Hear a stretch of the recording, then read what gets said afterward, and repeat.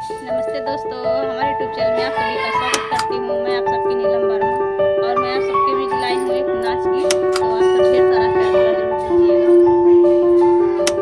तू है कितना अकेलिया बताई पगलू, तू है कितना अकेलिया बताई पगलू।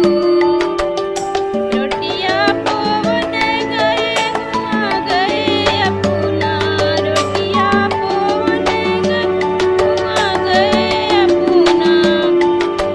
अपने बेलना संभारे के तू है बलहू, अपने बेलना संभारे के तू है बगलू, अपने बेलना संभारे के तू है बलहू।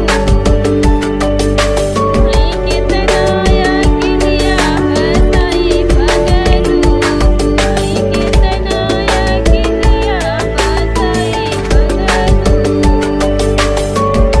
पनिया भरन गई हुआ गए अपना, पनिया भरन गई हुआ गए अपना। अपन घैला संभारे की तू है पगलू, अपन घैला संभारी कि तू है पगलू। तू है कितना अकेलिया बताई पगलू, तू है कितना अकेलिया बताई पगलू। सेजिया सोवन गए हुआ गए अपना, सेजिया सोवन गए हुआ गए अपना।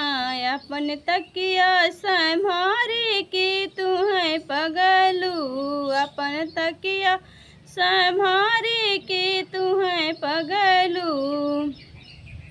तू है कितना अकेलिया बताई पगलू, तू है कितना